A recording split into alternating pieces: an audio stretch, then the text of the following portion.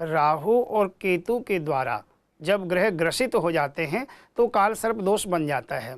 और ये काल सर्प दोष हमारे जीवन में एक ऐसा अभिशाप होता है कि हमें उभरने नहीं देता।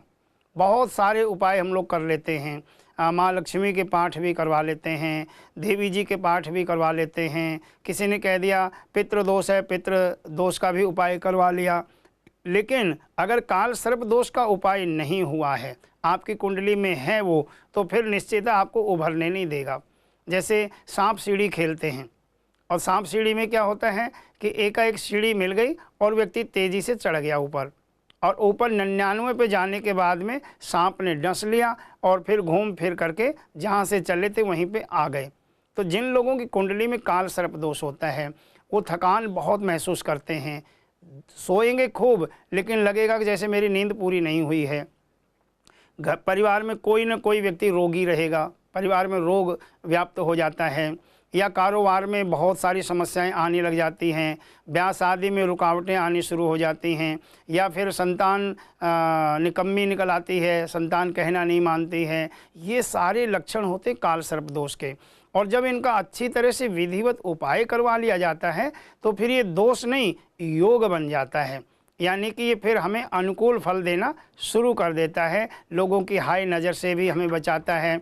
जो मेहनत हम कर रहे होते हैं उस मेहनत का फिर हमें 100% लाभ मिला करता है।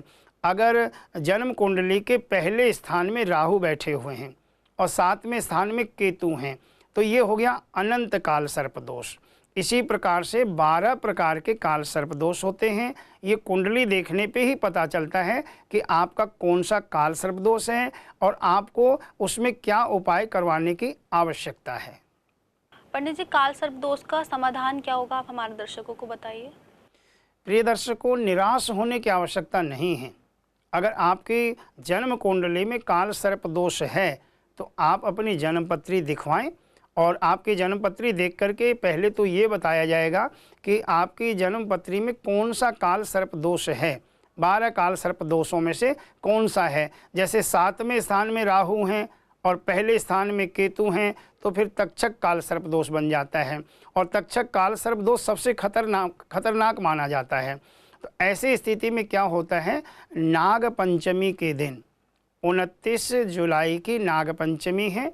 नाग पंचमी के दिन विशेष करके पार्थिव शिवलिंग बना करके उनका विधिवत पूजन होता है, नवग्रहों का पूजन होता है, काल सर्प दोष का पूजन होता है, नाग नागिनी कुशा के नाग नागिनी बना करके उनकी विधिवत पूजा की जाती है। और ओम नकुलाय विद्महे विषदंताय धीमहि तन्नो सर्पः प्रचोदयात्, इस मंत्र से विषदंश किया जाता है, उसका पूरा जहर निचोड़ दिया जाता है ताकि आपके जीवन में इस काल सर्प दोष का कोई दुष्प्रभाव न रहे। तो ये होगा 29 जुलाई यानी कि नाग पंचमी के दिन। अथवा आप सावन के महीने में ब्राह्मणों से 1.25 लाख नाग गायत्री का जाप करवाएं तो भी इसकी पूर्ण रूप से शांति हो जाती है। तो इस प्रकार आप कोशिश करें कि 29 तारीख में नाग पंचमी के दिन इसका समाधान अवश्य करवाएं। पंडित जी, मैंने ऐसा भी सुना है कि काल सर्प दोष की पूजा एक बार में पूरी नहीं होती है, उसको मतलब कराना चाहिए 3-4 साल में, तो ऐसा कुछ होता है? जी हाँ, वैसे तो नाग पंचमी पे जब पूरे विधान के साथ में ये कार्य कर दिया जाता है, क्योंकि इसमें सुबह जल्दी पूजा शुरू हो जाती है और बहुत देर तक चलती है इसकी पूजा। इसमें क्या होता है, पूरा ग्रहों की स्थापना की जाती है, ओमकार, स्वास्तिक, श्री, नवग्रह आदि ये सब बनाए जाते हैं। फिर उनका 1650 से पूजन होता है।